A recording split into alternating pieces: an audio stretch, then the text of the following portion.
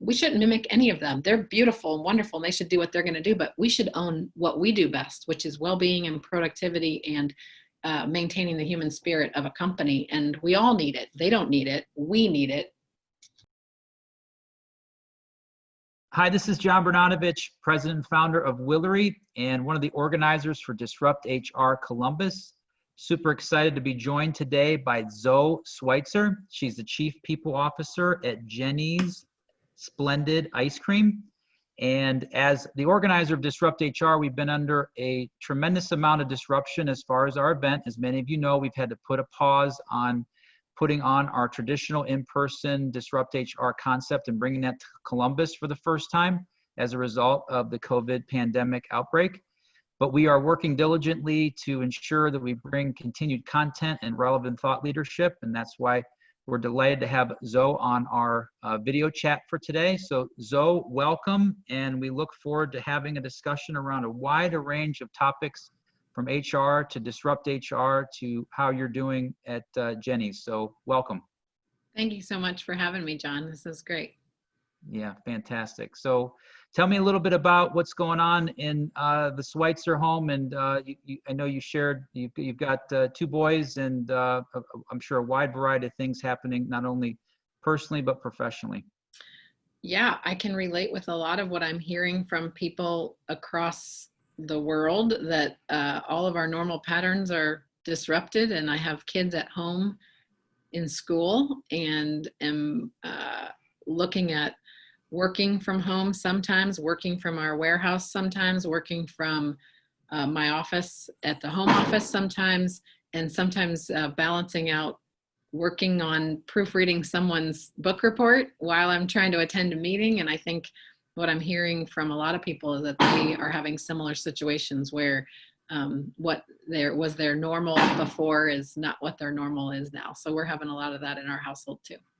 Cool. And I'm sure we'll get into it, but I'm assuming you've had some impacts to your business with the stay-at-home orders and the restrictions on, obviously, retailers and whatnot. So I'm certainly curious. And the manufacturing aspect of that, I'm sure there's I think the thing that I've seen most common is everybody had this plan for 2020, and end of February, all of a sudden those plans were, some of them, thrown right out the window and kind of retooling how we manage in this new normal. So yeah, you're working on something that's about disruption, and I can't think of a better example of something that's so uniformly disrupted every pattern we have, every assumption we've made about what's doable, not doable.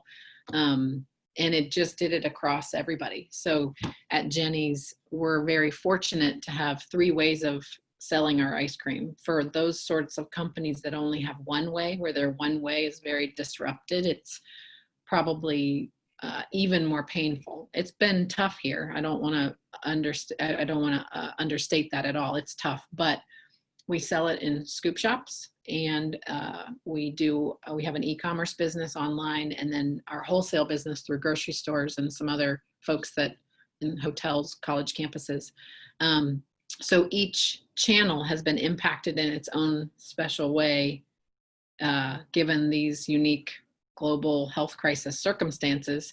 But you can imagine that the impact in the grocery environment doesn't look anything like the impact in a social gathering space, where, like our scoop shops, they are made to be community building, joy building places where people come together. And when all of a sudden our ability to come together safely, is every aspect of it is in question and is disrupted, then we have to really think through how to do that right, or to do it at all, when it should stop, when it should start. And we are in cities across the country. So 15 different places where you're trying to look at what the government is saying, and what the employees are saying, what your customers are saying, what your head is saying, your heart is saying, your gut is saying.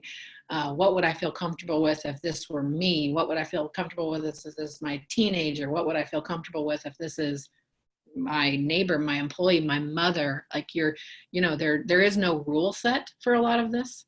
So what was really fascinating for me, a lot of this has been fascinating for me, but just situation after situation where we are all in this together. There is no existing rule set, And we all just have to like step back and find our wisdom, our kindness, our big hearts, our smarts, our experience, and there is no crystal ball. So you're just trying to stay in touch with the best information you can get your hands on that's the most credible, and then do the very best you can. And that is all you can do, because no one knows the quote unquote right answer.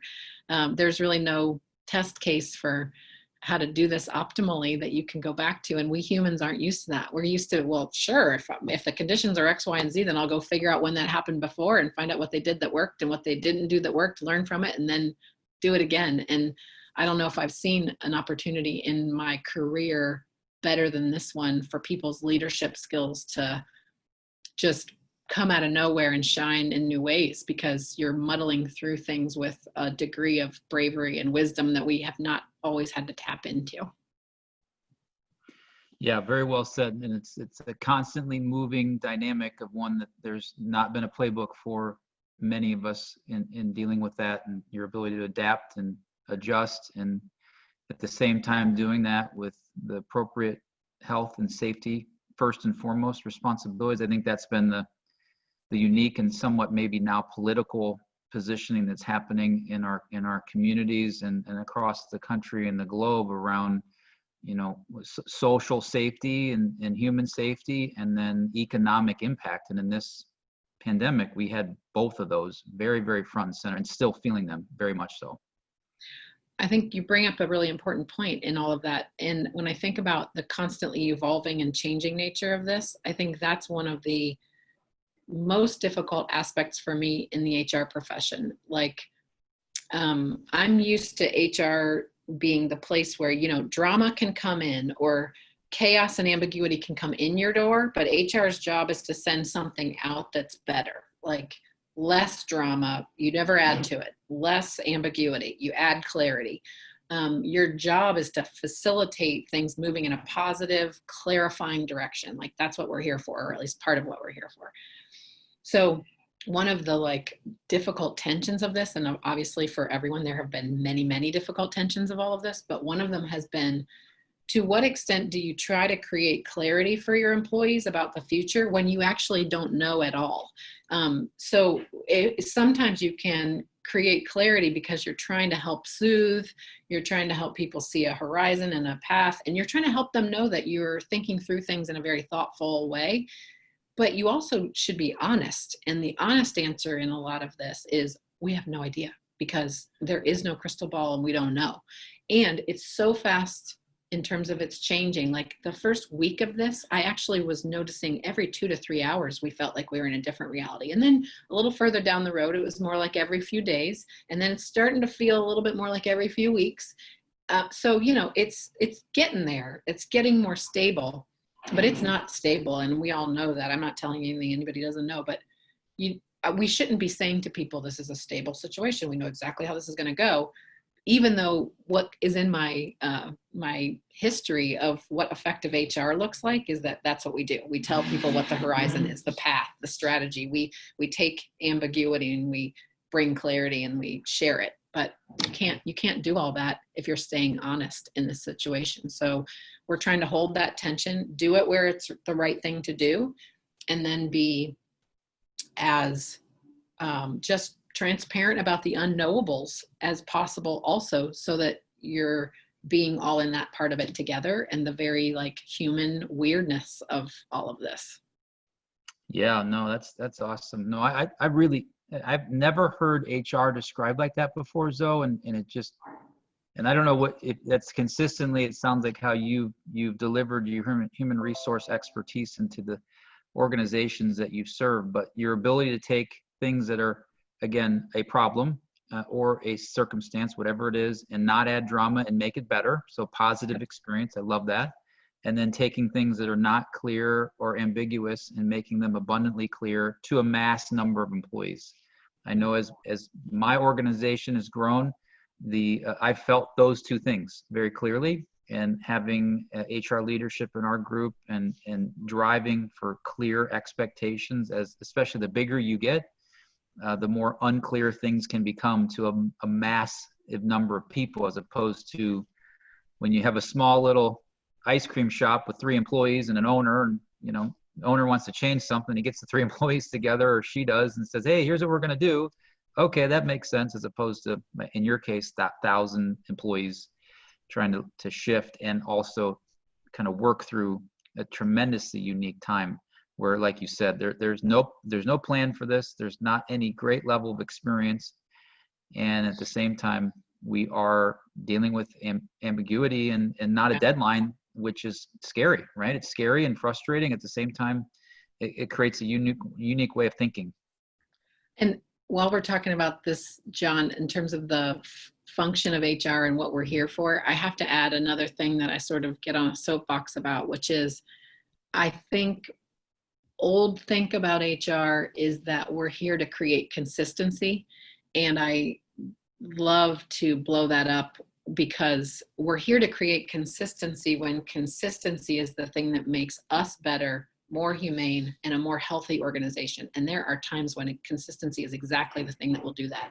And sometimes flexibility and tailoring your response to a person, their situation, or the challenge, and tailoring it specifically in that moment is the thing that makes you a healthier, more humane, more productive, more well-being oriented organization. And I get worked up about it when I think that we as an HR profession start to think that consistency is a positive. Well, it can be a positive, but I think it's up to all of us to discern when is that the thing that makes us better, and when is absolutely making a policy exception, because that policy exception is the thing that makes you human and caring and doing the right thing for that person or that situation, when that's the right thing to do. So I had to add that in because there was just a window of opportunity for my soapbox on the consistency issue. Sure. No, yeah, keep them coming. Those are all good anecdotal points. And like you said, there's certainly a kind of rules policy, the box that sometimes we fall within from an HR standpoint. But like you said, there's a human element, there's a unique set of circumstances, there's the right thing to do versus what the policy or manual or consistency says that we should. So I appreciate that context. So in that, over the last few months, you've shared a number of things about ambiguity and things constantly changing, and it kind of maybe the pace of that slowing down. I'm curious as to, in your own personal experience or in talking with your peers, what other ways have you seen HR and HR professionals be impacted as a result of the unique dynamic of the pandemic? I think it's been an opportunity for, I don't know if I'm going to be able to articulate this clearly, so let me give it a crack and then you tell me if what I just said makes sense. Our business world is so business strategy focused and so profitability focused, as it should be. Strategy is important, profit is important for very obvious reasons. The COVID-19 global health crisis, I think, has done, if you have to come up with a silver lining to something that's extraordinarily painful and difficult, one of them is that the leadership that HR provides has had to step forward in a way that I think is good for our profession. This is such a human issue. It's such a well-being related issue. Every single one of us is vulnerable to this crisis, every one of us. And there is no, you're at the top and you make millions of dollars, so you're less vulnerable to this than your person that is, in our case, maybe stirring a kettle of salty caramel base in the kitchen. There's a lot of vulnerability across your organization and you kind of can't escape it. And there's sort of an equality in that. And I think part of our job in HR is to look at the ways, so for example, this essential worker thing has been interesting. There are people who are in some ways viewed as more vulnerable because they're coming to work where someone else can work from home. And one of the things I think has been important for the HR professionals to do is be where your people are. If you're asking them to come to work, go to their workplace, see what they're experiencing, making sure the safety measures we're putting in place are the smart ones that don't make their lives harder, only make their lives more safe. So I see how leadership in HR has had to step into a space that sometimes we haven't stepped into and have been viewed somewhat more peripheral to the strategy or the profitability. We're not peripheral right now in this. We're very much front and center in this, as is appropriate. And I think it's up to us as HR professionals to step right into that space and to just keep identifying the tensions that exist that you can't escape. You can't escape them. This is just reality, and you need to look at it head on with the kind of courage that it takes to run a company. And, I get to see it here every day in the ways that Jeni started this company with, and her husband, Charlie, and John, our CEO, and the way they have run it from day one is to face difficult challenges head on and then move forward. And we're doing our very best to do it again. But the very real dynamics of this situation, I think, are hard on everyone. And so you can't escape them. And that's HR's job, is to identify them, clarify what they are, clarify what your options are, and then keep trying to facilitate your teams through the process of deciding today what makes sense and reevaluate tomorrow, and then just keep that wheel going. So it's sometimes, even when HR doesn't have the answers, which we shouldn't have the answers all the time, we better be in there trying to facilitate the answers getting made in a smart way. I think that's a really important part of what we're here for. Yeah, no, I appreciate you sharing, and I think you're spot on. So you asked me to validate. Okay, does this make sense? Did that make any sense? Put the idea out there, and it reminded me of two things. So I've always had this leadership kind of mindset as it relates to business. I grew up in a family with a father who was the CEO of a large regional hospital. So I got to see that real person, and then also this CEO person. And I created a tenet around lead by example. So your ability to lead as an example. So if you're going to ask someone to do something, you've got to be willing to do that same thing yourself. And right. If you can't tell, I'm a sports fan, obviously an avid Browns fan, and that makes me a Cavs fan as well. So I was a fan of watching the documentary on Michael Jordan, and he very specifically in the documentary said, I didn't ask anybody on my team to do something I wasn't willing to do myself. And I think in the spirit of HR and leaders, our ability to again, like you said, frontline workers, essential workers, being able to do the stuff that they're asked to do. And I know it's maybe been easy for us that a lot of salaried employees became easily expendable in the ability to go to remote work. Yeah. And that made it like, okay, I can still be working, but working from home and not losing sight of the people that are going there every day. And I think of the frontline healthcare workers primarily in this current state, but obviously everyone else that's now delivering right packages through Amazon, or when you go to Lowe's to get your mulch that you want to buy, that we're respectful of the people that are serving us there as well. So agreed. And here at Jeni's, we've had our fulfillment centers have been busier than ever because a lot of folks who could no longer get ice cream in the scoop shop were ordering it online. So our online delivery sales and shipping was just, we were taking an existing team in an existing building and asking it to do things it wouldn't normally do except at Christmas at times. So people I've been moved by our team just going where it's needed. People putting all their work to the side to go build boxes to help, putting their kitchen work to the side to go help in the fulfillment center, and then going back to the kitchen and catching up there. And our scoop shop employees just finding ways to identify ways to keep themselves safe, support each other through emotionally challenging times.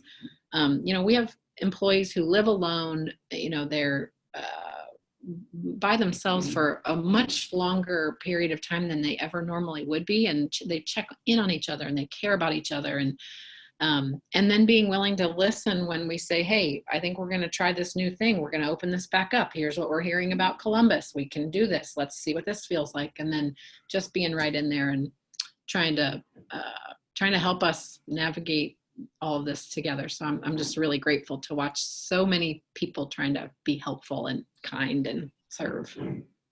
Yeah, and I can attest as one of those, I guess ice cream has become a little bit bigger part of my life during the pandemic outbreak for the reason only that my family does a nighttime walk together with a couple other family members. And many of those nights, I know I specifically drove the what flavor of ice cream are we going to eat when we're done with this discussion?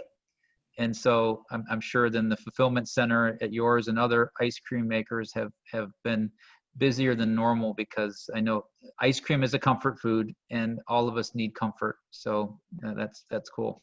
It has been nice. We've gotten really lovely messages from some customers just about the difficult dynamics of all of this, but some of the joy that ice cream has been bringing to them, or a family member or someone who's ill or something like that. And that just, we are moved. It's been really, really nice. I know there's some like psychedelic or whatever the word is marketing that's like now making me want to have ice cream. I'm for sure going to have that tonight. So I'm sure many of the other people that are watching this now are like, wait a second, you mentioned salted caramel ice cream not too long ago. It's so Yes, good. it's Yeah, so good. people say, well, you must be tired of it by now. And I say, it isn't like that at all. And this is not just me being positive or trying to have my rosy sunshine face on. Like, I'm telling you, I mean, I have more appreciation for it every year because I see what goes into it, both the love that goes into it and the ingredients that go into it. And then you taste it. And yeah, I like it even more every day. It's good. It's awesome. Well, speaking of things that we like, I've been a huge supporter of Disrupt HR. We, as a firm, have sponsored all of the events in our kind of home city of Cleveland, and then we brought the concept to Columbus, and we're so enthusiastic about putting on the event, which we will do at the right appropriate time in some form or fashion. It may be different than what people had originally thought of as Disrupt HR looks at how they can evolve and adapt in these unique times. But you as a volunteered speaker, which we're super excited to have you in our original 13, as I've coined that group. I'm just curious as to, as I get you out of here on this as it relates to our time together, what's been your experience with Disrupt HR, and a little bit about your enthusiasm or interest in being a speaker and in the concept? Yeah, thanks. I think every field needs to be prompted to disrupt itself and re-examine what it's doing. And I'm delighted that HR is coming up with this way of doing that, amongst others, obviously. But people are creatures of habit and pattern, and human resources, if there was ever a field that is all about people and habits and patterns, and like I said, getting very excited about consistency, or very excited about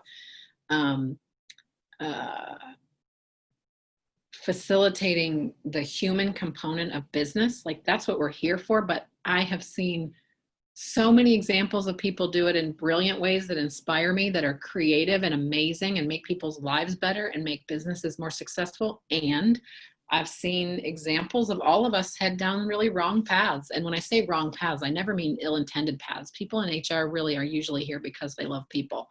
But without intending it, we make people's lives harder, or we do things that don't make common sense, or just don't make sense to support the overall big picture. And the reason, I think, is because humans are different and complicated, and conglomerations of humans and businesses are complicated, but a lot of the common sense stuff at the foundation isn't all that complicated. And I'm an HR person, but I'm also an employee. So when I sit around and talk about what they need, I'm talking about what we need. I am one. Or what do bosses need in order to be successful? Well, what bosses have I had that have been good? That's going to help me know exactly what I should be perpetuating in the supervisors that I work with. I say all that to say, I'm delighted that there are very intentional things happening in Columbus and across the country to disrupt our field, take a step back and say, who are we? What makes the most sense? How can we serve the best? How can we be not peripheral to the most important parts of business? Like when people are talking about strategy and profitability, how is it that we can make sure we're doing our jobs so well that one of the first things they think about is, Well, you don't get strategic and you don't make profit unless you're serving people and creating the fundamentals for people to experience well-being and productivity in the workplace. Well, that's all HR. So HR is front and center on strategy and profitability. And I think sometimes HR goes the wrong direction of trying to be in those conversations by mimicking their finance partners or mimicking their operations partners or their supply chain partners. We shouldn't mimic any of them. They're beautiful and wonderful and they should do what they're going to do, but we should own what we do best, which is well-being and productivity and maintaining the human spirit of a company. And we all need it. They don't need it. We need it.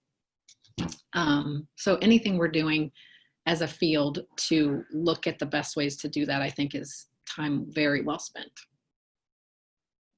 Yeah, very well said. And you remind me of a presentation that I started about, oh gosh, a year or so ago called HR Like a Boss, which is around human resources looking at their function as a business and then making those impacts, like you said, on strategy and profit and creativity and uniqueness.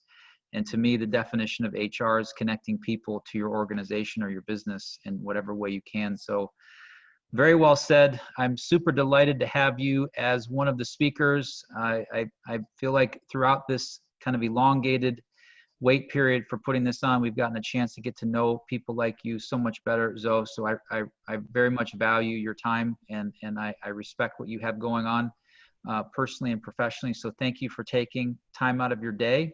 So for now, this is John Bernadovich from Willory signing off. Please stay connected with us through Disrupt HR Columbus, and we'll continue to bring these video chats and updates on our future event.